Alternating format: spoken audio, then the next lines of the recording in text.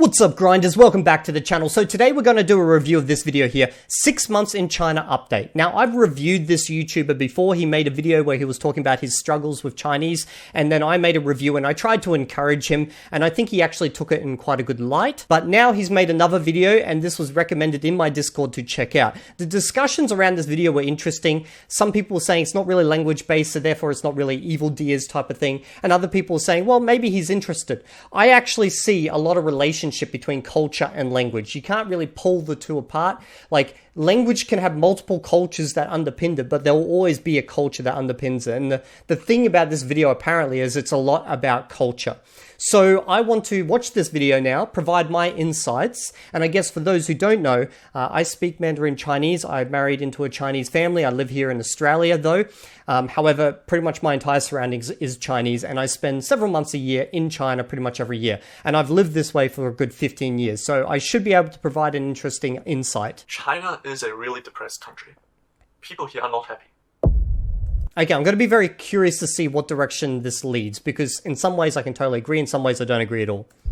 Good day guys, I've been relatively inactive recently. I still publish many shorts, but even that became less frequent. I feel like constantly uploading is very draining, and there is an unspoken pressure of always performing. If you really want to take off on social media, you have to be very resourceful. You constantly have to come up with something new, something that no one has done before. This is interesting. It kind of started with, talking about YouTube and content creation, which obviously is another passion of mine. And I guess I'm going to segue a little bit into this because he started it. It's not my fault. Don't blame me, guys. But basically, the funny thing is I've been on YouTube since probably 2011 or 13. I can't remember. And I've been making videos, but I was never going to blow up. I was never going to be a big channel. And that's because for the first 10 plus years, I was producing videos just in Esperanto. It is literally impossible to blow up talking about this language because there is not a big enough audience for it. Now, about 5 or 4 months ago, I swapped to English just because I'd pretty much done everything I wanted to do in Esperanto after all that time. And then my channel started growing a lot faster, and I've almost doubled in size, funnily enough, in that same period. So that's quite fun in one way and interesting in another. But like, I've never seen blowing up as the end goal here on YouTube. Like, if I could make enough money that one day I could, retire and just do videos on the side while I make my games and stuff, that would be freaking cool. I'd be happy with that. But like, I'm not looking to turn into the Salma of the bloody polyglot community type of thing. I thought I'd just point that out. Like, I just enjoy making videos, like seriously. In fact, I would say if you don't enjoy making videos and you don't enjoy making content, don't try get into like doing YouTube. It will burn you the hell out. For me, I enjoy it, and I actually get I start scratching my arm like a drug dealer if I don't actually make videos. And it actually worked quite well for one of my videos on Instagram. It kind of went viral. It's got over 3 million views because it was indeed something that That's pretty good. Like, I think my biggest video's got like 500,000. I believe nobody has ever done before. There was me, the white guy speaking German, Russian, and Chinese, and the American guy who looks Indian but speaks flawless Chinese, and especially a local dialect, and the Chinese-looking guy who speaks German and fluent English. And then we just confused people on Omi TV, which was super funny. However, Omi TV, I feel like Omi TV is so overdone. Like, I know it just rakes in views. Like, if you are here on YouTube and you do languages and you want to get a big audience, just like speak random languages with people on Omi TV, upload their like shock of like, oh my God, he understands me. And you will just blow up.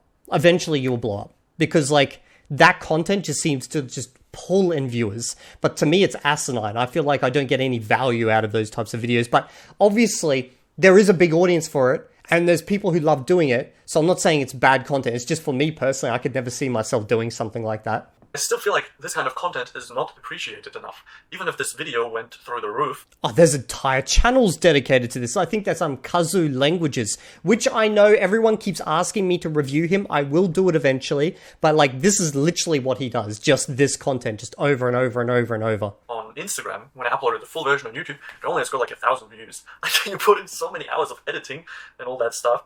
And in the end, the videos, nobody even appreciates them.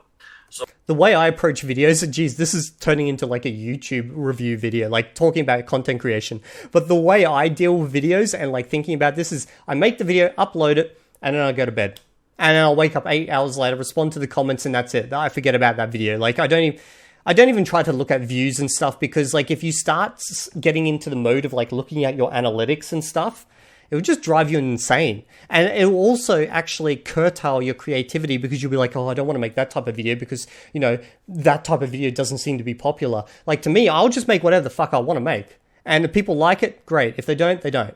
So instead, I shifted my focus toward immersing into the Chinese culture and just improving my Mandarin, which has been a rewarding yet demanding journey. 在这儿，我觉得顺利说一说我目前的中文水 Oh, by the way, I speed up my videos slightly just so I can review them in a manageable time. 平怎么样？虽然最近我的汉语进步了很大，尤其是我的语速，我觉得越来越快，但是我还是必须谦虚的承认我的中文不算流利的，绝对不是完美的。还有 He seems to have made massive progress since I last reviewed him, though. 很多能提高的地方，但是我会再接再。Hey, he used the word grinding. Okay, I hope he sees this video. Did you get that word from me? Because that's like my intro. I always talk about grinding on this channel. If you did, I feel like I appreciate it. I love it. But if you didn't, then who did you get it from? Because I need to take them out. They're my mortal enemy. 再接再厉。但是现在我不想说的很多，因为在未来，其实在接下来的几天，我打算发布另外一个视频。在这个视频里面，我会跟你们分享，就是给你们总结一下我已经学了中文2年的过程，我的挑战，我的障碍，我最讨厌的地方，帮我最多的提示之类的。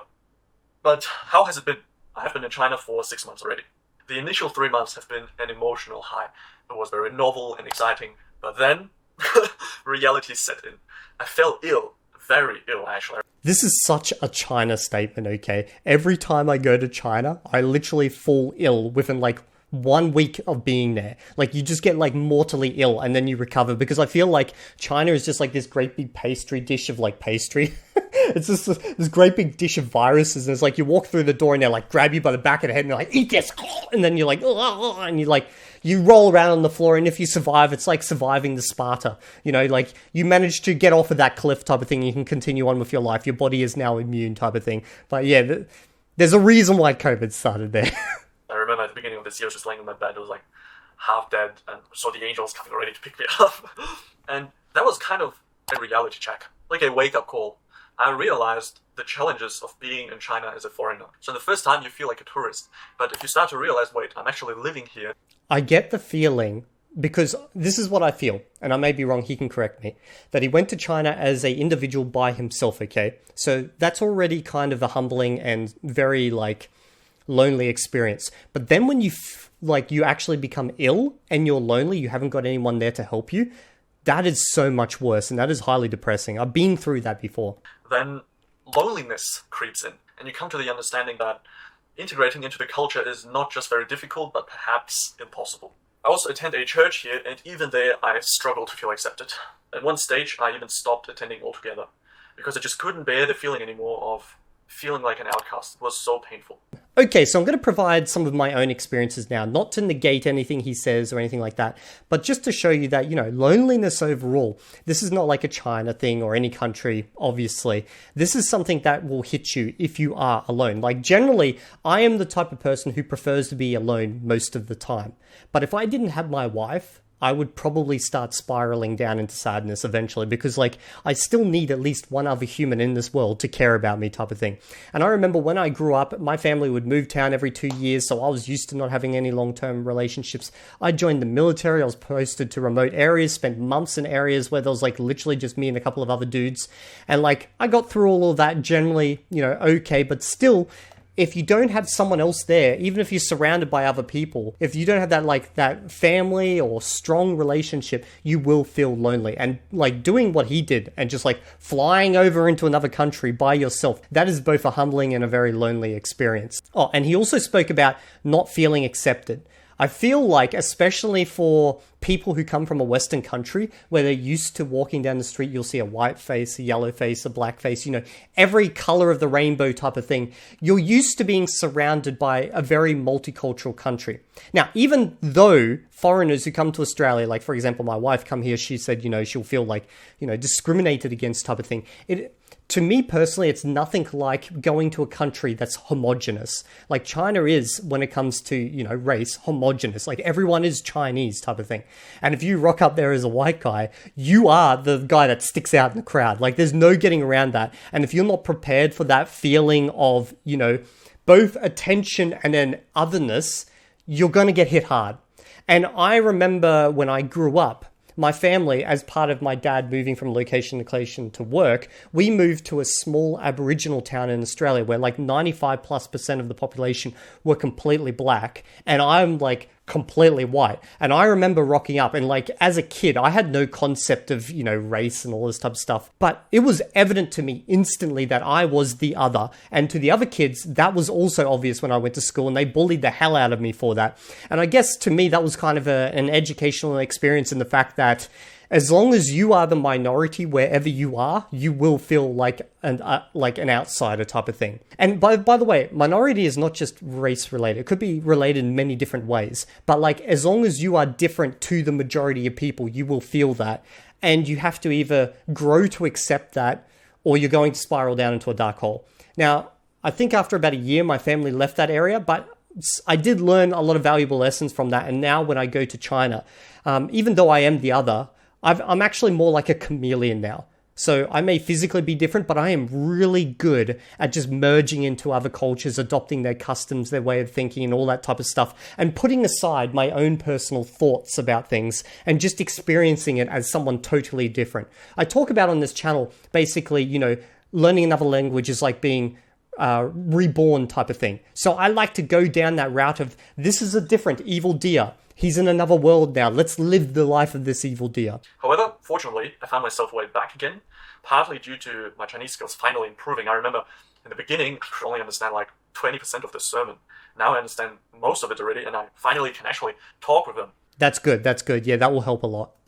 And have deep conversations. I even have been given the opportunity to share a presentation soon about my world travels with the kids, like Sunday school, because they want to widen their horizon, and I really strongly advocate this kind of attitude and strongly support it.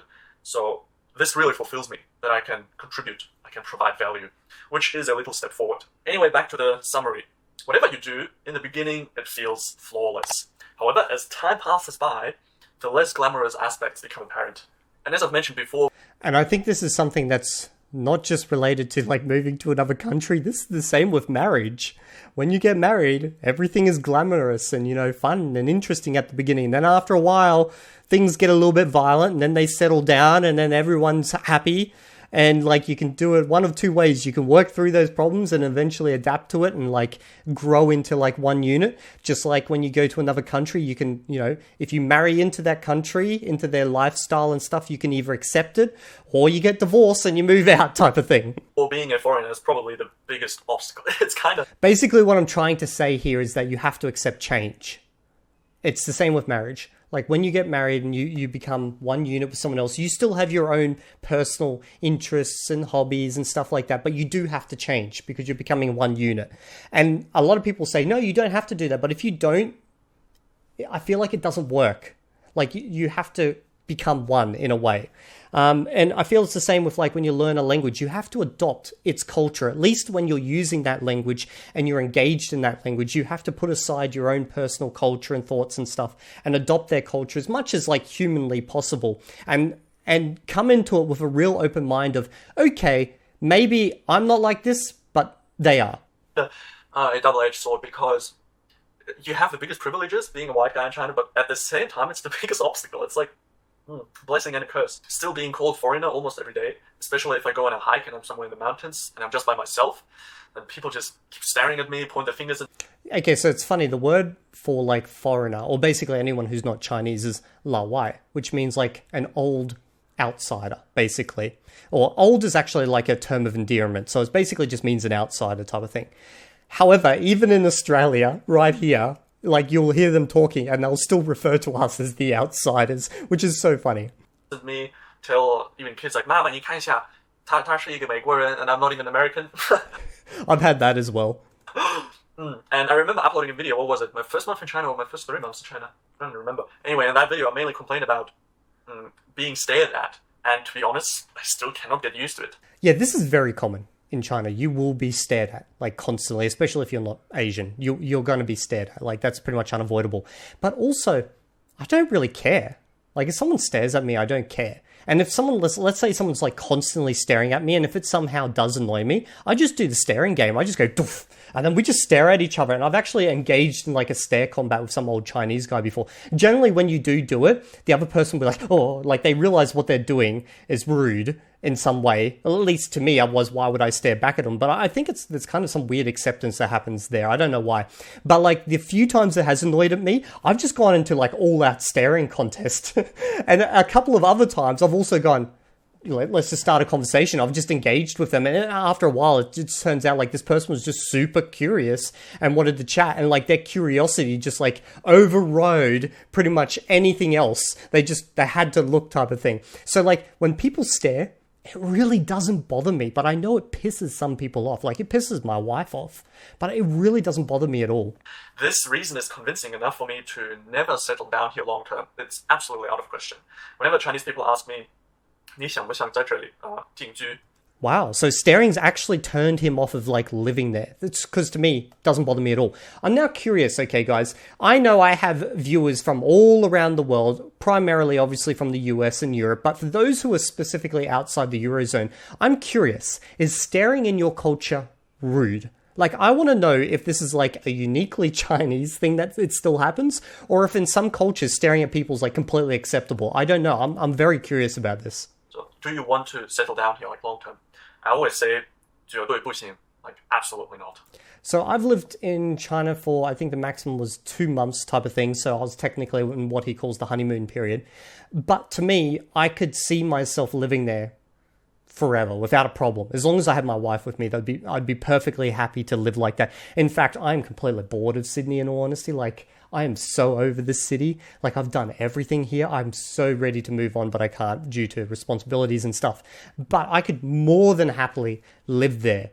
The only thing that pisses me off is the censorship. Like, the censorship, especially online, like, everything's locked down. I know I can get around it and stuff, but, like, come on, guys.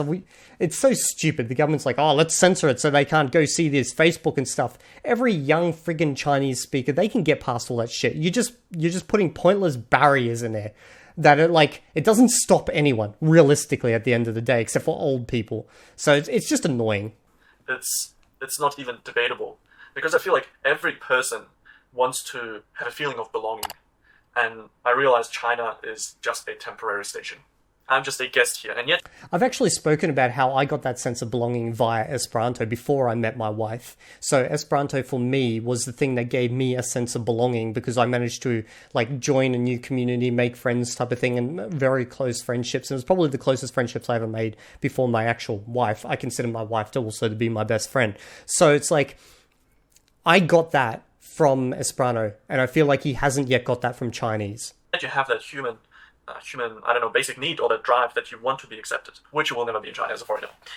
Now I want to talk about some challenges in communication, and I don't know about like that. Like, obviously, there's always going to be people who are going to see you different because it is a homogenous country. Everyone there is yellow, basically, and you're the white guy who stands out in the crowd. But as long as you understand that and just, forget about that, you can push past that stuff. I'm not talking about a language barrier. I'm talking about a cultural barrier. Talking with locals often presents challenges because many Chinese people, have a rather constrained way of thinking.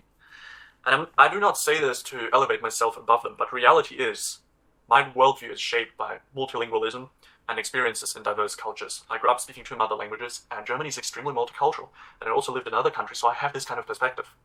Here's an interesting thing. I grew up monolingual in communities that did not have anyone else who spoke other languages, like English was the only thing.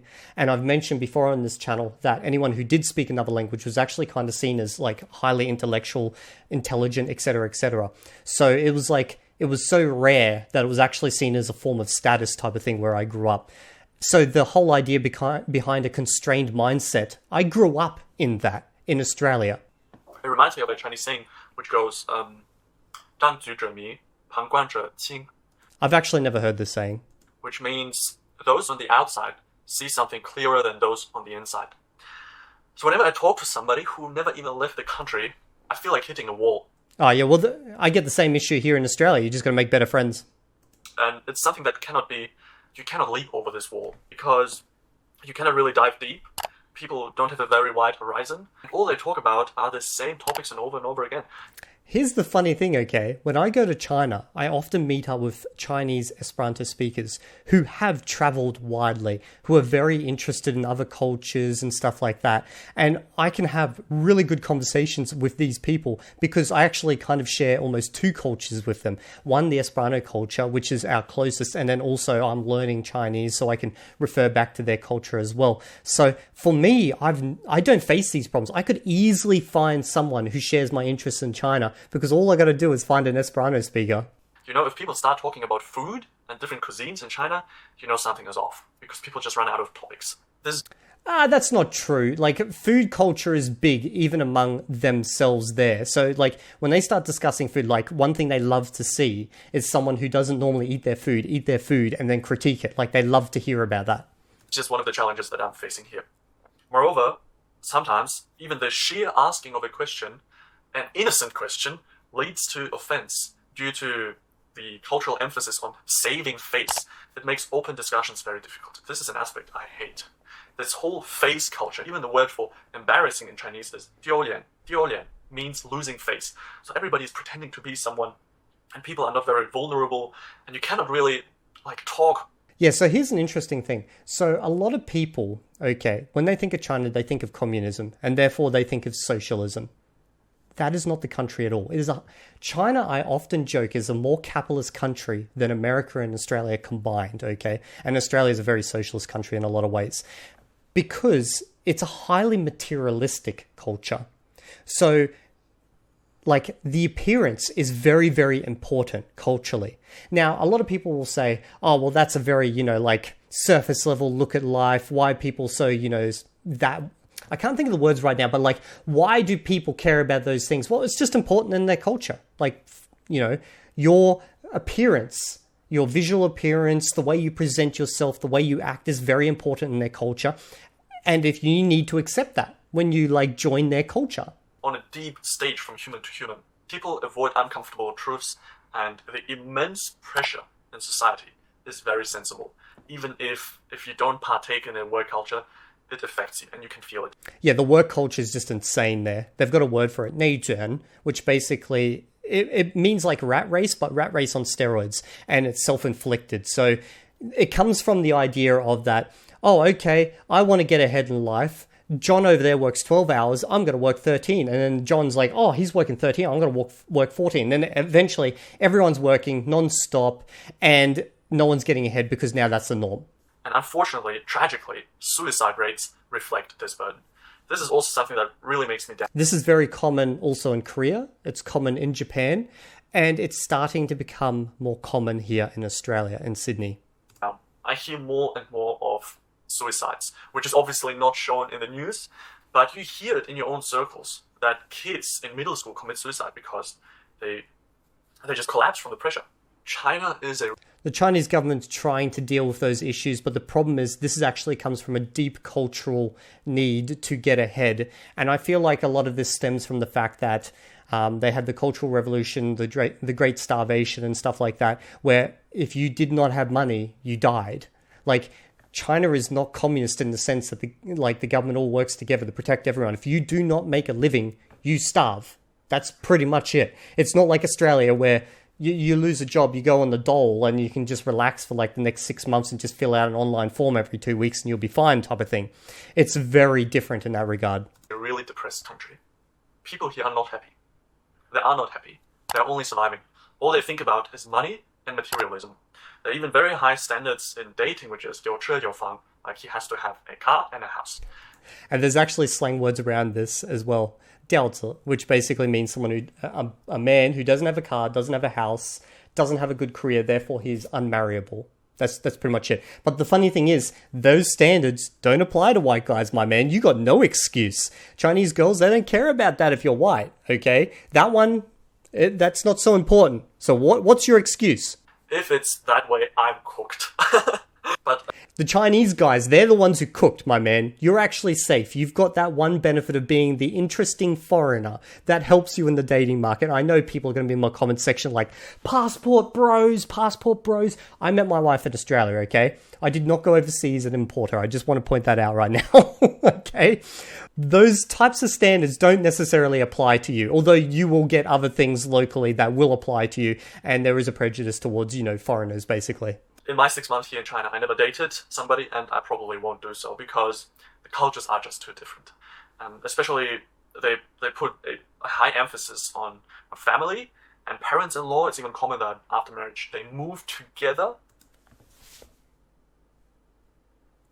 He's 100% correct about that one. They're literally downstairs right now. With the parents-in-law, which is a complete nightmare. And this is getting a little bit too personal. Actually, my in-laws are like the nicest people in the world. Like, I love my mother-in-law. I don't like this kind of life where people who are even 25 or 26 still depend on their parents so much. It's just a big cultural difference.